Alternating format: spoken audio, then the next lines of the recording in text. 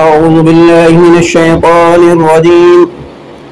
بسم الله الرحمن الرحيم.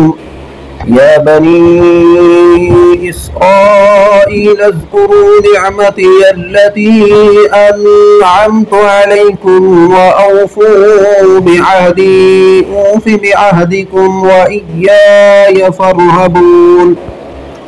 ترجمہ کنز الایمان. اے یعقوب کی اولاد، یاد کرو میرا وہ احسان جو میں نے تم پر کیا، اور میرا عہد پورا کرو، میں تمہارا عہد پورا کروں گا، اور خاص میرا ہی ڈر رکھو. ترجمہ کنز العرفان.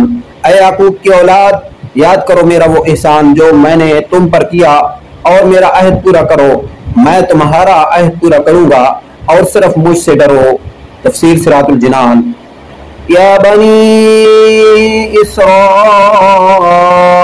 اسراء کا معنی عبد یعنی بندہ، اور ایل سے مراد اللہ، تو اسرائیل کا معنی ہوا عبداللہ یعنی اللہ کا بندہ.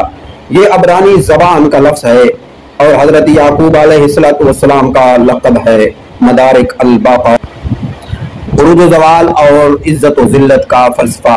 یہاں آیا نمبر 40 سے لے کر آیت نمبر 150 تک اکثر آیات میں بنی اسرائیل کے عروج و زوال، عزت و ذلت اور اقبال و ادبار، جزا و سزا اور قومی و اجتماعی اچھے برے کردار کا تذکرہ ہے.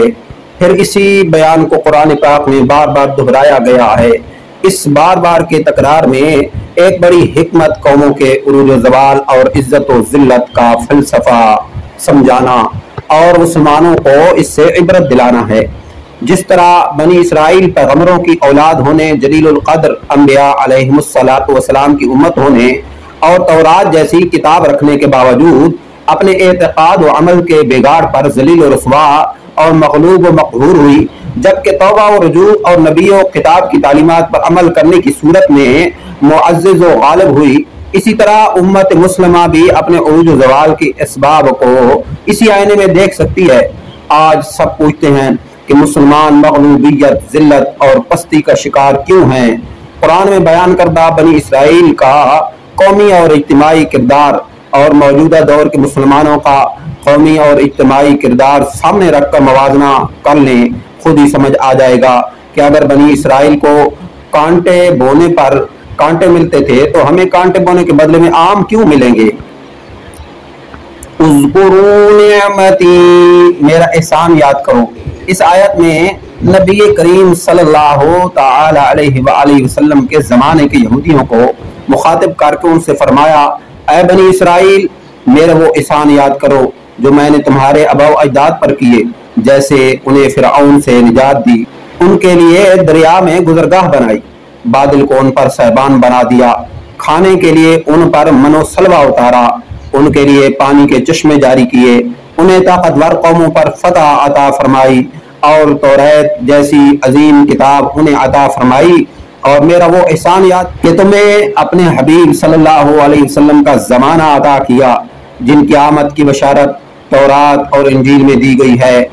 جلالین ماساوی البقرہ. یہاں یاد کرنے سے مراد صرف زبان سے تذکرہ کرنا نہیں، بلکہ اس سے مراد یہ ہے کہ وہ اللہ تعالیٰ کی اطاعت و بندگی کر کے ان نعمتوں کا شکر بجا لائیں، کیونکہ کسی نعمت کا شکر نہ کرنا اس کو بھلا دینے کے مترادف. وَأَوْفُوا بِعَهْدِي، اور میرا عہد پورا کرو، یعنی اے بنی اسرائیل، تم میرے حبیب صلی اللہ علیہ وسلم پر ایمان لا کر وہ عہد پورا کرو جو تم نے مجھ سے کیا، اور میں اس کے ثواب کے طور پر تمہیں جنت میں داخل کر کے تمہارے ساتھ کیا ہوا عہد پورا کروں گا. اور اپنے عہد کو پورا کرنے کے معاملے میں کسی اور سے ڈرنے کی بجائے صرف مجھ سے ڈرو.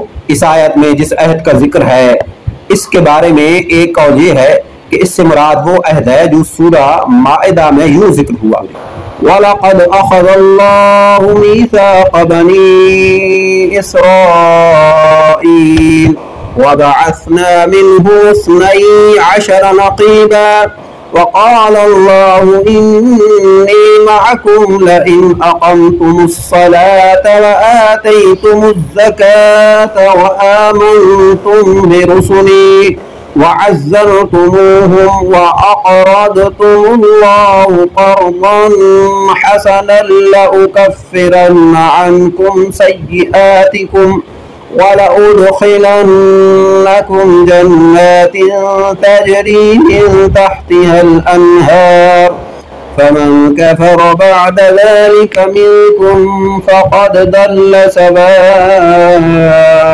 السبيل۔ ترجمہ کنز العرفان۔ بے شک اللہ نے بنی اسرائیل سے عہد لیا اور ہم نے ان میں 12 سردار قائم کیے۔ اللہ نے فرمایا بے شک میں تمہارے ساتھ ہوں، اگر تم نماز قائم رکھو اور زکوٰۃ دیتے رہو، میرے رسولوں پر ایمان لاؤ اور ان کی تعظیم کرو اور اللہ کو قرض حسن دو تو بے شک میں تم سے تمہارے گناہ مٹا دوں گا اور ضرور تمہیں ان باغوں میں داخل کروں گا جن کے نیچے نہریں جاری ہیں۔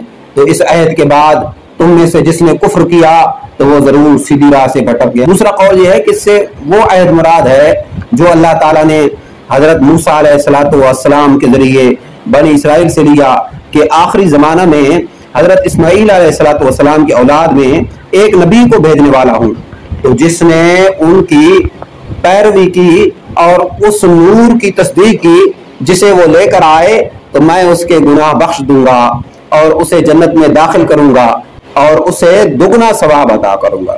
جلالین البقرہ۔ صدق اللہ العظیم۔